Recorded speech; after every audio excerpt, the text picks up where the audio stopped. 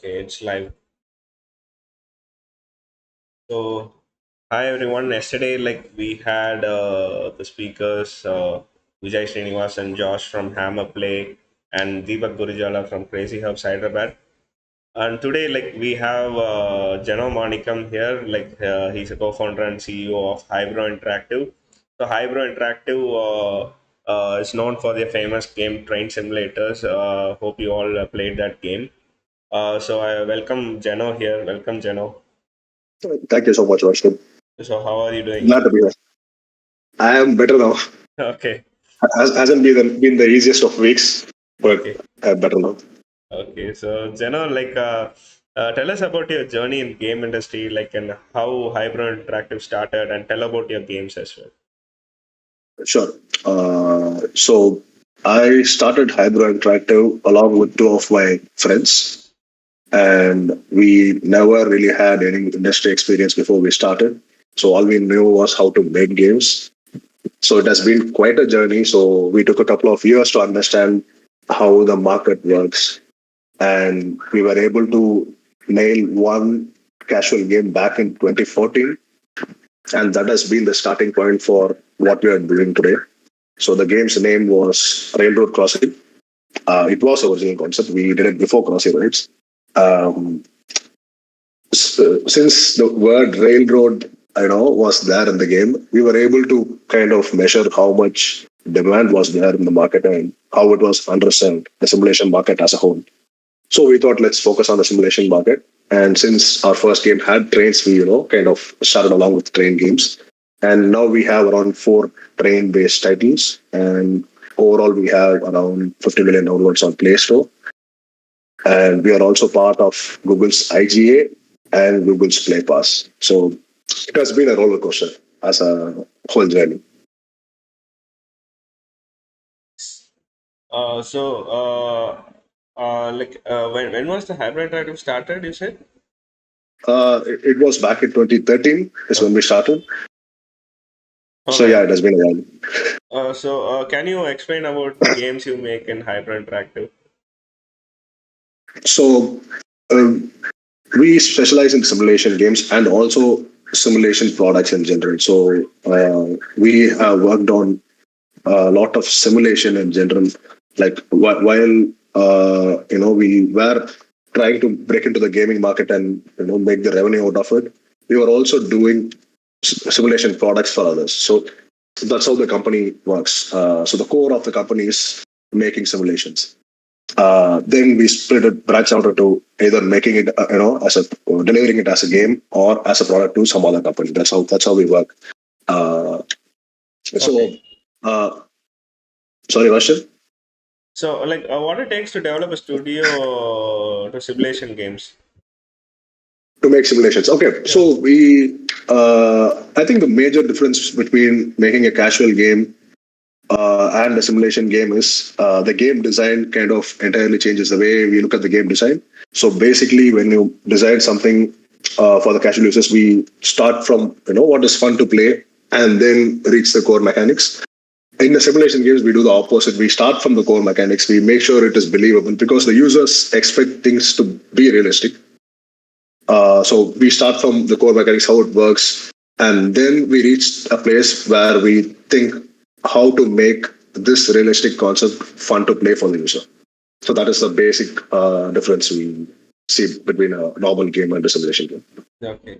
So, who are the audience for this simulation games? I know, there are a lot more simulators in the market. I hope everyone play the game. And, how far you have experimented with simulation? And can you say about that? Yes, I mean it's a tough nut to crack, to be honest, because usually when we pick up a genre, we exactly know what kind of user he is. But in the simulation market, it's a mixed bag. So we can't really tell how familiar a guy was with gaming or with the subject the simulation is talking about.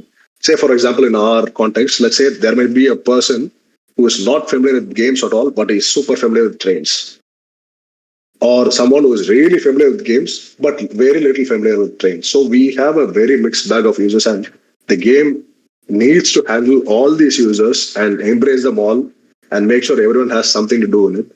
I mean, I think in the last 6 years, that is something which we have learned with a lot of data and looking at how people play it. Again, it may change from each type of simulation game. For example, if you're making an idle simulation, again, the subject of the idle simulation is more important than the fact that it is part of the simulation genre itself. So yeah, understanding the user is tough, but I think we have managed to do it pretty well now.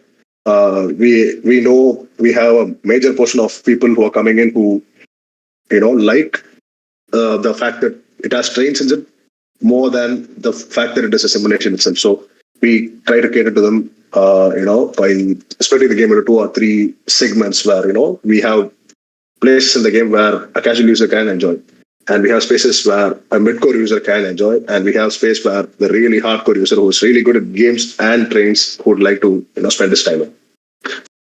Awesome. Like you have done apart from the simulation, mobile simulation games, and like you have also done like AR VR simulations.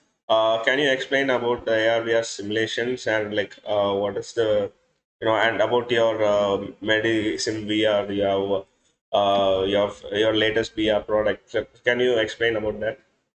Yeah, sure. I mean, AR/VR has also been a huge part of our journey. We were one of the earliest to adopt both AR and VR.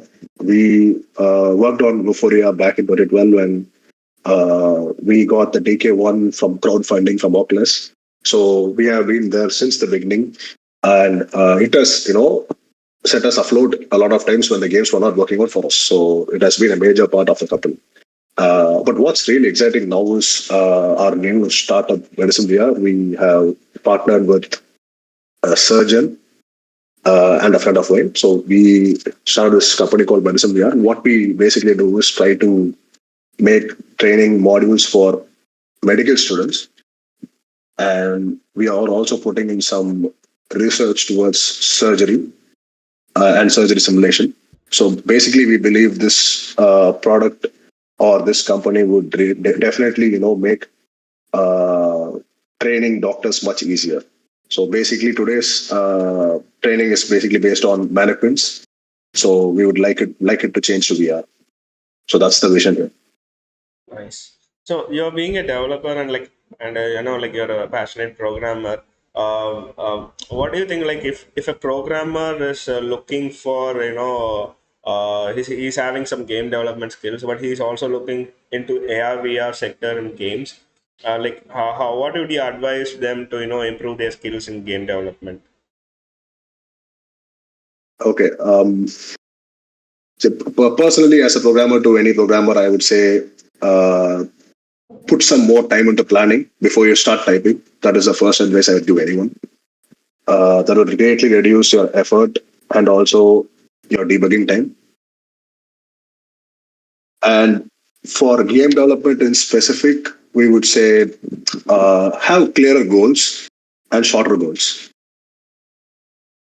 I think these are the two key areas which will set you apart from people who don't follow this.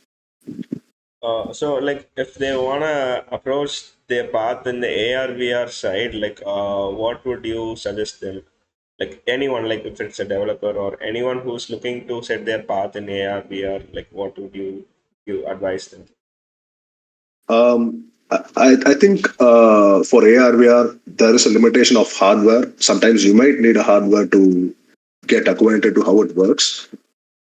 So what you can do is one is get yourself acquainted with the SDKs which these different hardware manufacturers give us. That itself will give you a sense of familiarity even if you haven't used the hardware. And another way is to try to get into internships or collaborations or even IMSK events where if a company is trying to showcase a AR VR product, just being there and experiencing what the hardware can do will keep you updated on what's happening in AR VR. That is a key to be in Nice, the front foot. nice. So let's talk about the future of the simulations and like AR VR. Like what are your thoughts on metaverse and its future?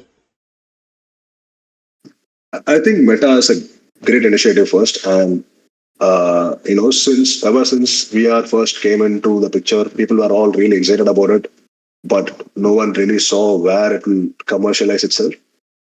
And Meta is trying to do that and trying to give a structure to how VR AR should change the world.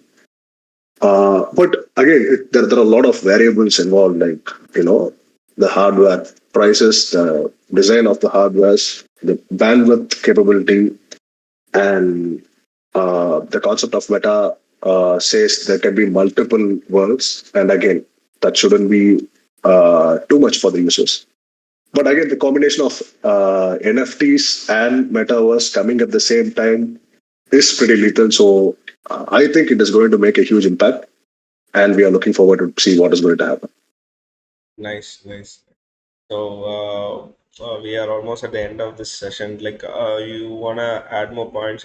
Like, I would like to talk about more of your simulator games.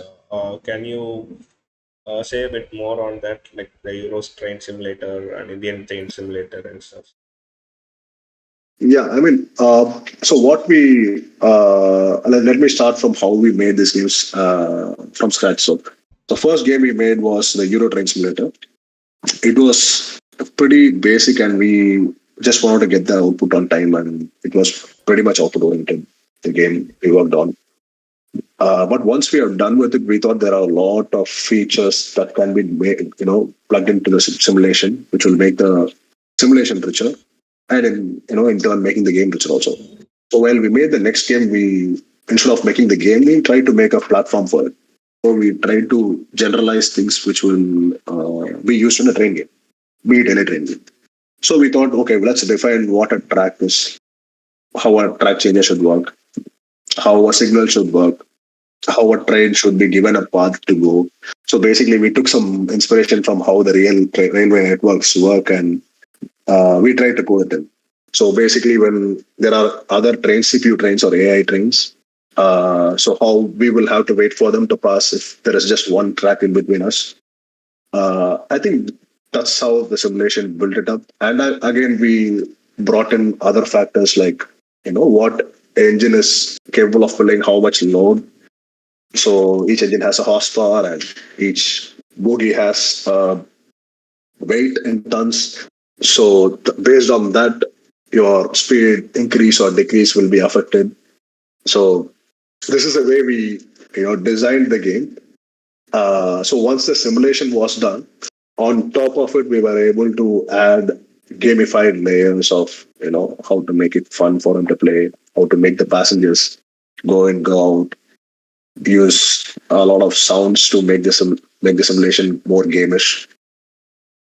So that's how we are at it. So guys, like if you have any questions, like you can drop at no mic chat, or like you can raise your hands, so that like I can invite you to talk. Anything related to AR and VR, or anything related to simulations. Anyone? Please raise your hand.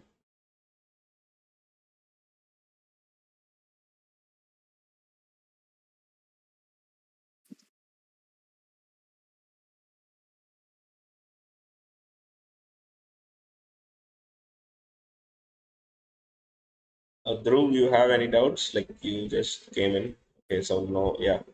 VR safety measures from this is from Vengayam. Like VR safety measures while playing, both physical and mental. Oh, what would you say? You know? Okay. So basically, we already have. I think that's a great question because with Meta coming in and talking about staying in the virtual world for a longer time. Yes, today's hardware they say it is good for you to wear from 20 to 30 minutes maximum. More than that, if you wear, we might have some vertigo issues for some people, not all. So that is a limitation for today's hardware. But I think once we have higher refresh rate screens and higher refresh rate sensors inside, I think this shouldn't be a problem in the future. I think we will be seeing much better refresh rates in both screens and sensors in the next 3 4 years. I think that will be the key to making it safe. Uh, both health wise and inside the simulation. So, Mr. Vimek, he's asking like, so how would we handle the hardware limitations? And when we try to simulate a photo scan room like worlds, and like how would we manage the props around the user, not to hurt the user when we are in the headset? So it's like two different questions, I guess. I like just Yeah. break it down. So how would he we handle the hardware limitations and when we try to simulate a photo scan room like worlds? Okay. So first of all, in the physical world, if you mean, I mean, I'm not sure if I got the question right. In the physical world, are you talking about bumping into things as a hazard first, and then the hardware limitation? Yes. Okay. I think in the physical world, bumping into things can be solved only with a guardian setup, which we already have. And I think with better IR sensors in the front and better camera system, which can switch between camera and the virtual world, it could be easier. That is what we can do about bumping into things in the physical world. Uh, Usually for the products we make, we generally have a starting point where you start the experience, and we make sure a person can stretch out, walk 2 steps in the front, 2 steps in the back, so that he doesn't bump into a wall or anything. And that's how we design the whole experience. So the teleportation inside the experience, everything works based out of it. That is one solution we do for this particular problem in our skill labs. And the second question of overcoming the hardware limitation, I mean, we try to optimize it to at least hit the maximum frame rates or the refresh rates it can do with whatever is available today. So people don't feel nauseous after using the experience. And we also try to avoid sudden movements within the uh, experience as much as possible. So these are the things we try to do to make sure the experience can be fruitful and not nauseatic for the user. What he's saying like, but still people get hurt on using them because of the environment which makes the user get hurt. Uh, Um, I am not so sure about what environment we are discussing. We are talking about the physical environment where people bump into each other. yeah, I guess. Okay, so I think for while playing games which are very agile or very quick in nature, yes, actually, even I have bumped into a wall while I tried playing a game. So yes, that could happen. But I also think that could be avoided if the setup area is pretty clear. So basically, the example I gave you of our skill setup, which is a lab inside a medical college, we have 10 systems, and we leave around 8 to 9 feet between two pods, and again, a depth of 8 to 9 feet. And we have a starting point where we have a sticker of a link, and he has to start from there and start the experience. And we hadn't got a lot of complaints about people bumping into each other because the experience and the nature of the experience itself is you need not walk all the way around to do things. So you can walk 2 steps here and there, but otherwise we'll be using a teleport kind of thing. So there is lesser reason for you to walk naturally inside within the experience. That's what we do to offset this problem. So, any more questions?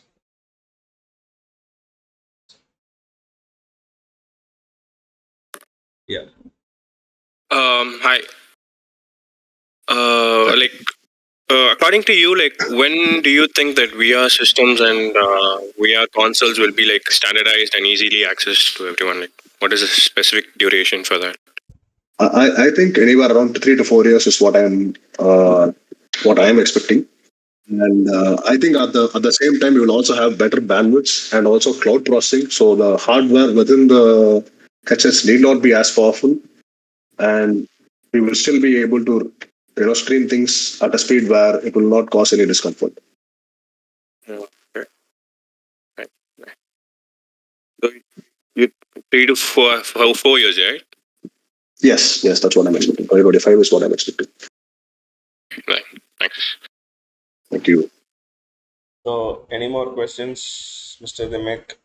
Think I am anyone. Can raise your hands or like leave your messages on no mic chat. Vicky. Any questions in YouTube? Dunesh? Um, no, man. But actually, there are 17 people watching right now. We should Yeah. ask them. Okay, so YouTube, who are watching YouTube, like if you have any, questions related to VR simulations or simulations in games, also you can leave your questions in the chat box in YouTube. Like we will be going ahead. Okay, there's one chat. Okay, this is from Venkayam. Like when a new game comes for a PC or console, a huge player base is waiting to try out the games. But VR headsets being so expensive, only few have them. Is this the only reason that the VR games and VR ports of some games haven't boomed like PC or console games? Or is it that VR doesn't have explosive growth? That's the question. Yes, that's a good question. Yes, I think the reason is not a lot of people own VR headsets. It has been increasing steadily, but the user base is much lesser compared to anything else, any other gaming platform. Uh, but we are also that is I think that is where again the concept of meta and cloud computing, cheaper hardware. I think the previous question also asked something similar, like how will how will the prices be? How will it be accessible to everyone? And I think the form factor of the headsets might also take a hit, where it might be smaller, lighter, and also cheaper to buy. I think that is a point where we will really be able to have a lot of content creators coming in and having a bigger market space, which was expected of VR. So I think yes, the reason uh, is today the hardware is expensive for a lot of people to buy, and very soon in the future we will have cheaper hardwares and we'll have a huge gaming user base within the VR ecosystem. Yes. So this is from Nasif Hussain from YouTube. Like, how long until we get affordable MR HMDs? Okay. So yes, MR headsets are ridiculously expensive now. So the only version of MR, which was that is not truly MR, which was kind of accessible, was the Google's glasses, which was mostly AR again. But I think the MR will get accessible only after VR is accessible to us. I think again it will. At least I believe it should follow something like how the Google Glass was done, uh, because the Microsoft's HoloLens is heavy, bulky, and I don't think it will be easier for everyday users to use it on a daily basis. But to answer your question directly, I think it is a little far away from the VR becoming the norm. So any more questions? Deepak. Yeah.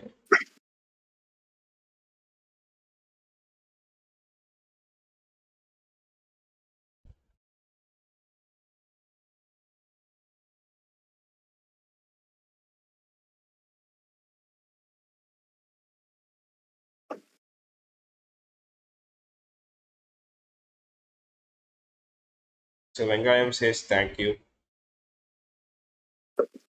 Thanks a lot for the questions. Those were very interesting questions, and those were the problems we faced down the line. So pretty happy with the questions. Thank you, guys. So Um, yeah, Deepak. Hi, I just have one question. So, is there a possibility for VR to get overthrown by like AR? Okay. Again, that's a good question. So how I look at it is the very reason we have AR, MR, and VR as three different entities now to look at is because of the hardware limitations. So once we can get a hardware which can do all three things, I think it will come to a point where three are not so different.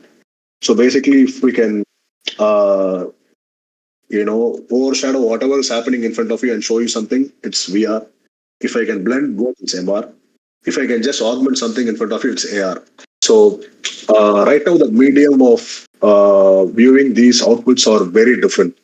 But once we come to a converging point where all three can be the same. For example, AR and VR are almost becoming one already, because a lot of VR headset manufacturers are promising stereoscopic front cameras, which means you can have a look at the real world from inside the headset, and you can also augment something inside it, which is digital.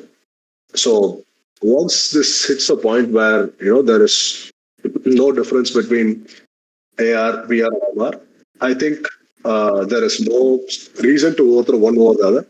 VR will still have its niche where you can transport yourself from one world to another and experience something totally different.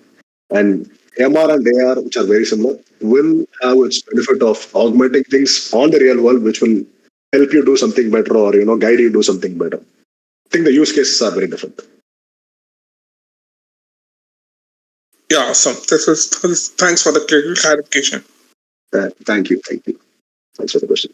Anyone else, Mr. Mac, VR headsets often cause eye strain, eye discomfort, fatigue, and blurred vision sometimes. Like, any fixes for them in the future or now? Like, if do they have any fixes now or in the future?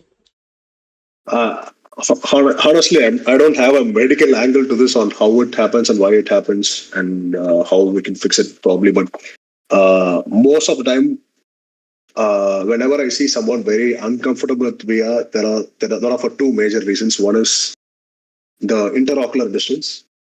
So the difference between our eyes are different for each human, and that needs to be adjusted at the right setting for you to have a good experience. That is one thing. And the other thing is the experience itself. If it is laggy a little bit, people find it very discomforting, and they remove the headset quickly. So these are the two major reasons I see. But there are also other issues, like people wearing glasses. They get a slightly different experience. They don't get the same field of view as someone who uses the headset without the glasses. But I think these are the problems which will be, for the major 99%, will be fixed in the coming years, because there are headsets which come with iris tracking now. So even if you move your pupils here and there, it detects, and it changes the visuals accordingly.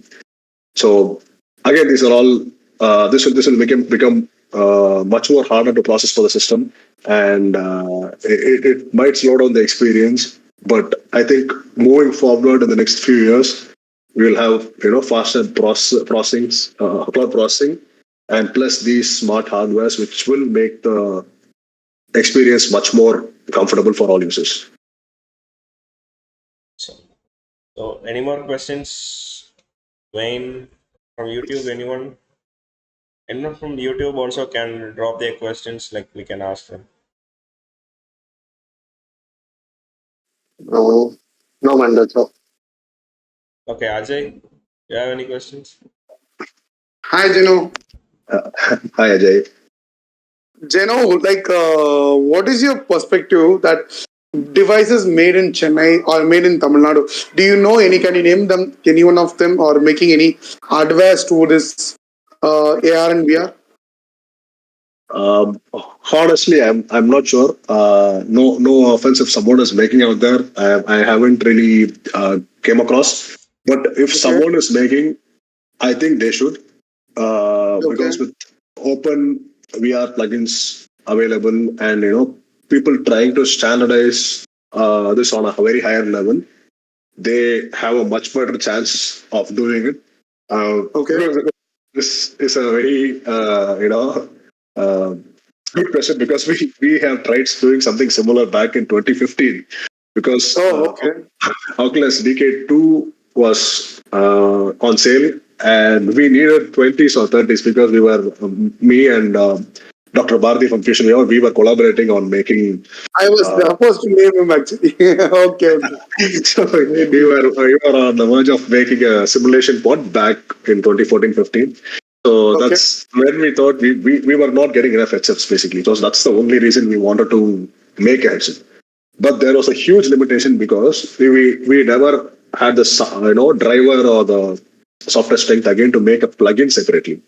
So what we did was we Okay. tried talking to display manufacturers. I think we were in talks with Sharp, Okay. Japan, and we did a Okay. lot of work. We did for optics. We collaborated with an American person, and Okay.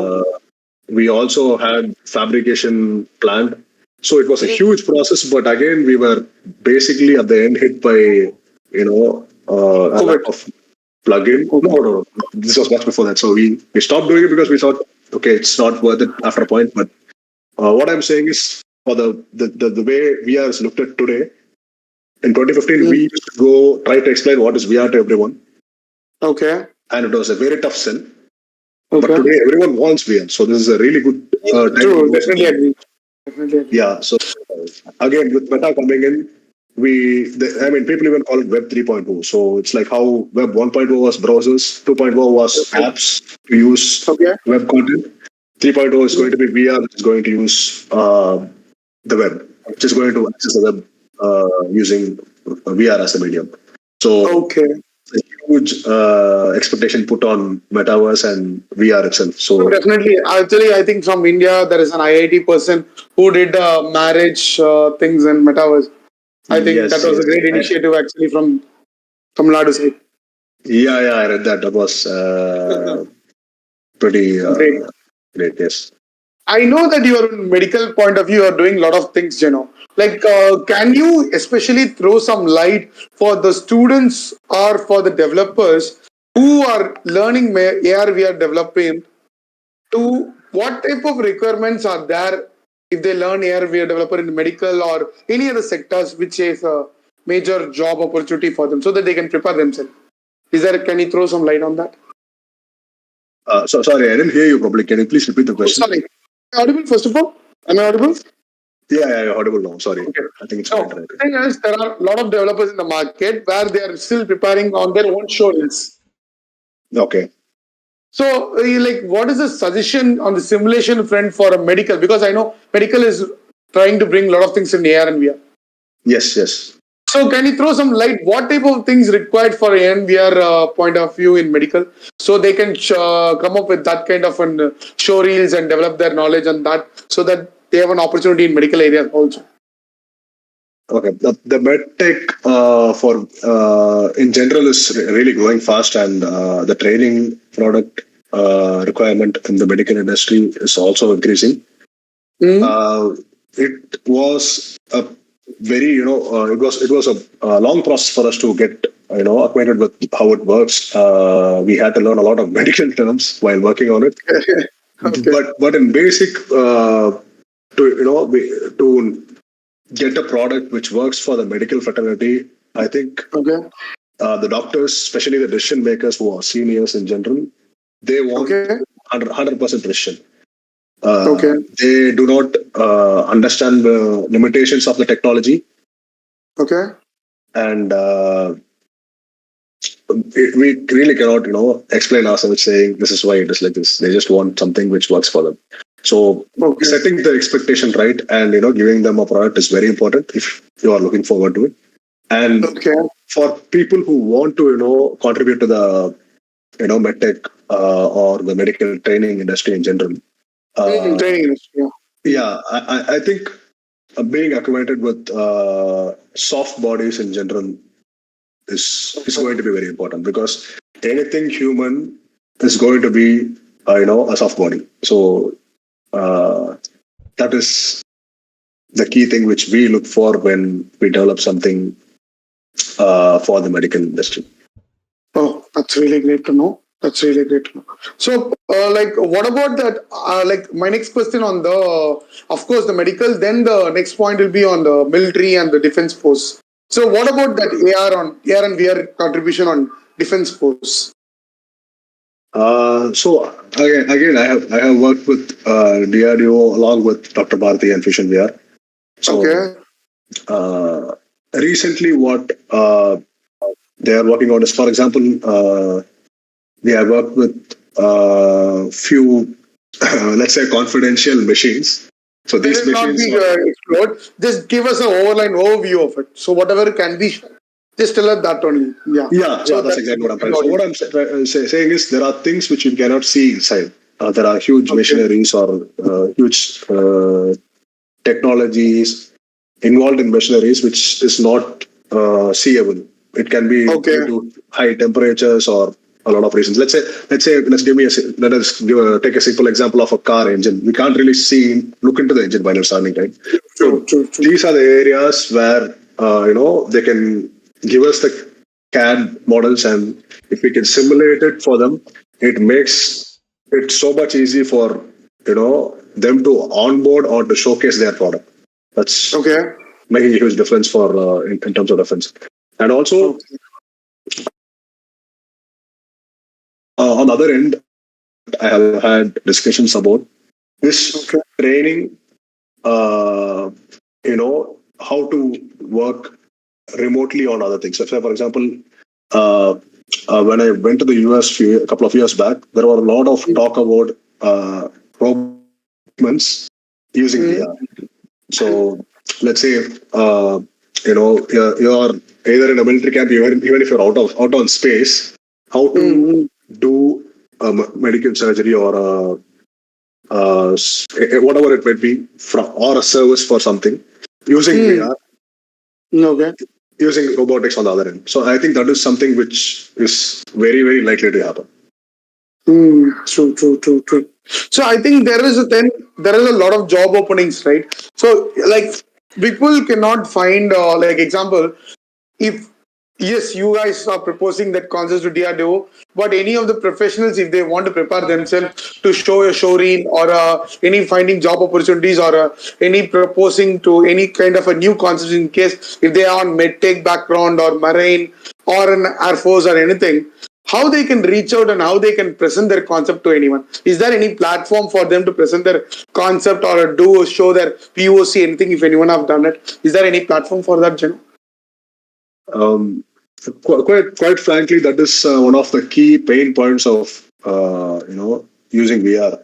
So Okay. VR output cannot be shown on a 2D screen. That would Yes, never. definitely. So the only real way to showing them is to showing them on a headset. But it has been Okay. a little bit easier with Quest coming into the picture rather than the Rift, because otherwise we will be carrying systems, monitors, keyboard, mouse, and then a VR headset. 100% Yeah, agreed. yeah. So that has made life much more easier. Or in fact, we even try, for clients who are abroad, we even try to either ship them a Quest or ask them to get a Quest for a weekly rental, and then share our content online. You can download it and try it on your Quest and let us know what you think. Okay. That's really great to know. That's really great to know. Like one last question and very general question, maybe it's very silly question, maybe also. Like people, those are learning virtual reality.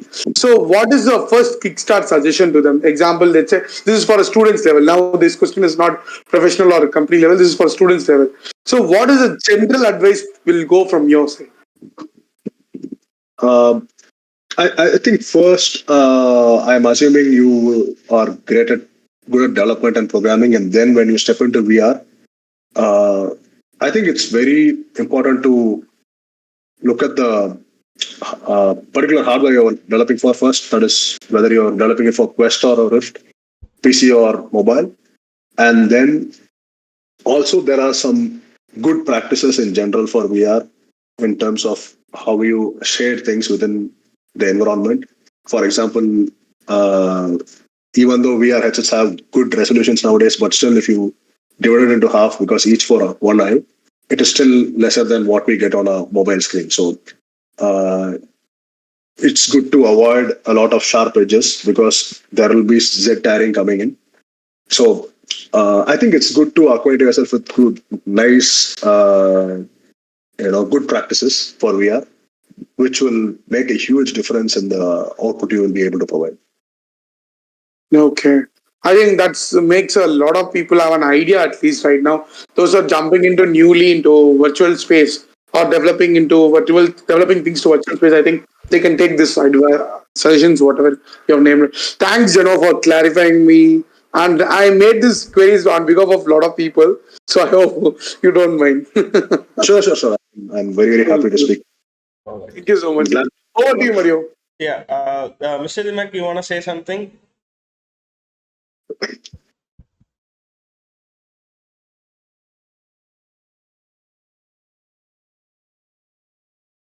You can come ahead and speak.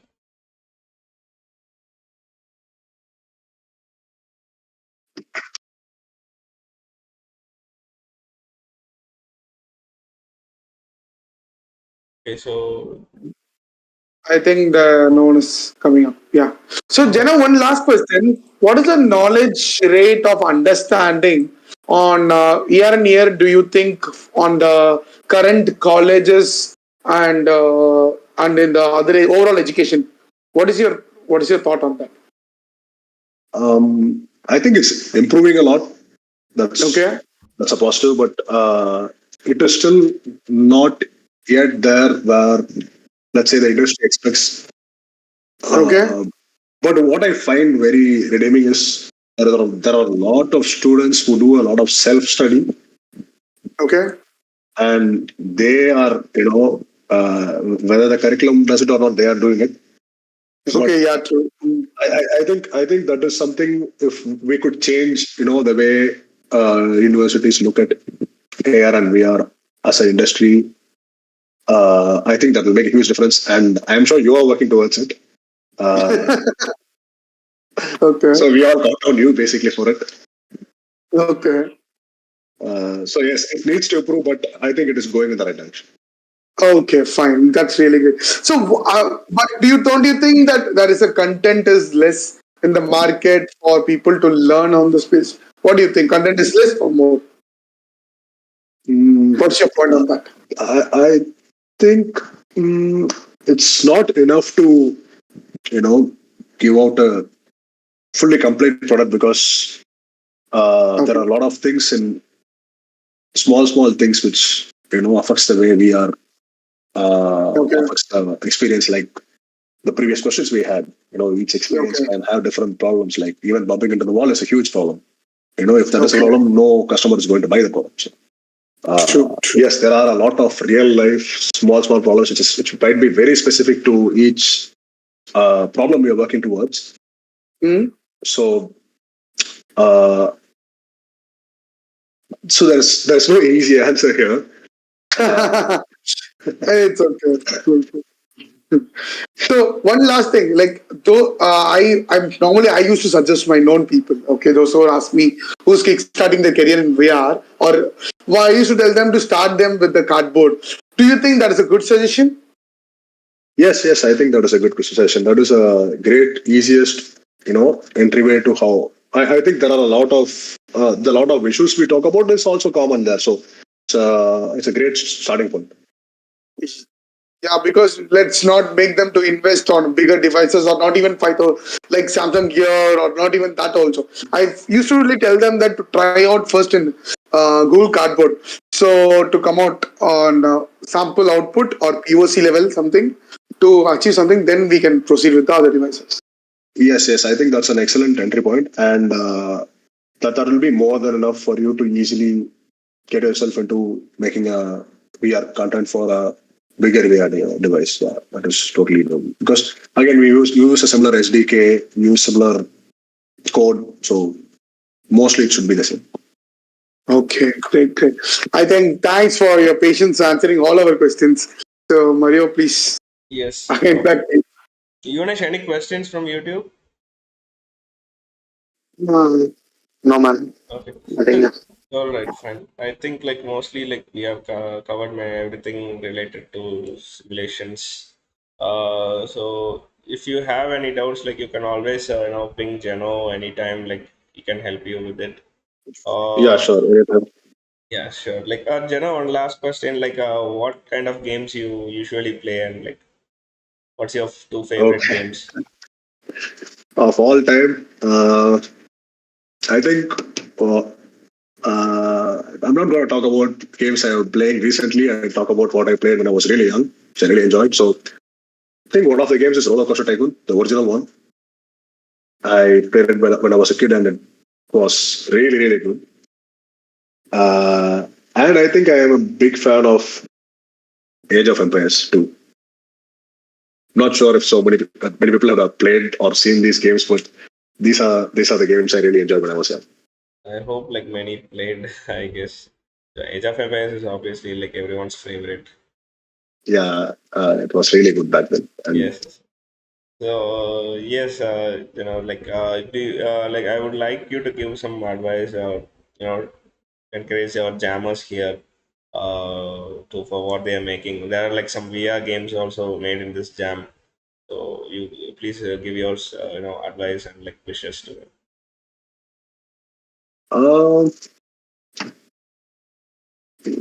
uh, for advice பண்ற அளவுக்கு நான் பெரிய இல்லை. So but anyway, so uh,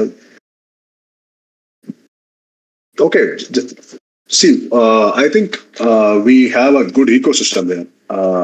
Let me first appreciate that now. What, at least compared to what we had 10 years back, we have a really good ecosystem here. And I would say everyone should use it. You can come up to us and ask, because we have made a lot of mistakes in the last 5-6 years, and we will make sure you guys need not make the same mistakes that we made, and so that you could be successful sooner than we are.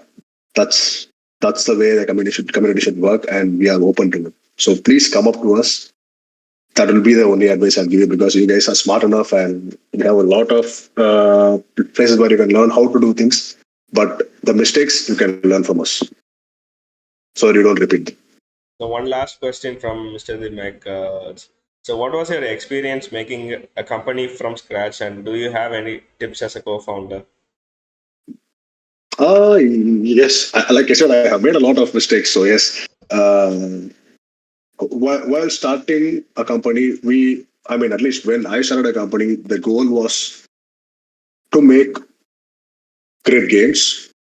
It was not too much towards making this much money or this much audience. We never had a really good target when we really started for the first time. So I would really appreciate if someone is starting now, uh, talk to someone or get a good advisor on board. I think that is very important. It will help you in leaps and bounds. You will save 2 years of struggle if you have a good advisor on board who understands your industry or what you really want to achieve, and the advisor or someone who will be able to help you set goals, and make sure you'll always need a reference point, whether you are going whether you're ahead of the target, or if you're behind of the target. So you just need to know where you stand at all the times. I think that is something which people find it hard to do in the first couple of years as a startup. And also, please do get help if you need help with legal processes or auditing. I think we will have a lot of people within the community will be ready to help you with all this.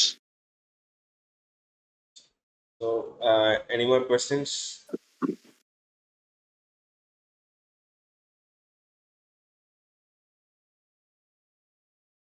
Okay. Ajay, you have any more questions? Like, it's like think like everyone is done with the questions.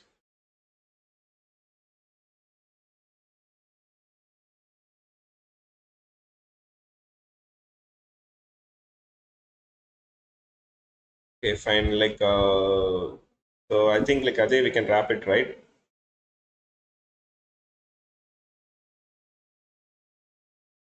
Yeah.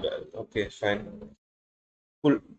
So Jeno, thank you for coming here. Like, looking forward to your the VR simulations that you're doing right now. Thank you for being with us. Thank you so much, Roy, and it was very nice talking to you guys and great interacting with people in the community. Thank you very much. Thank you guys. Like, so like we have exactly 5 hours left to end the jam. Please go through the submission channel and see how you need to upload your games to the official Global Game Jam website, and also put your game video and show off your mechanic. So we'll be selecting like 5 best game videos that you put there, and we'll be giving them free gift cards. So please do that. Happy jamming. Good luck to all. Thank you, guys. Thank you, Jeno. Thank you. Bye. Bye, Jeno. Bye bye.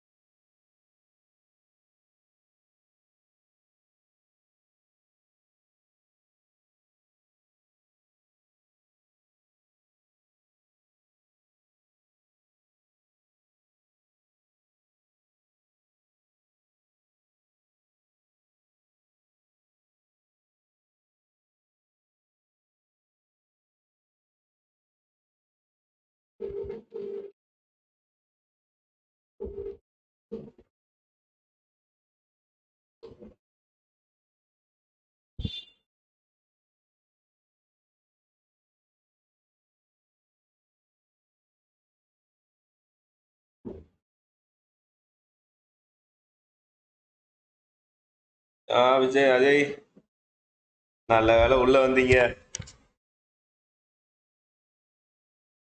ஆ ஆ நானும் ஆக்சுவலா அவர் என்கிட்ட நிறைய சொன்னாரு. சரியா, அந்த simulation audience பத்தி உங்கள்கிட்ட பேசும்போது அதெல்லாம் சொல்லுவாருன்னு நினைச்சேன்.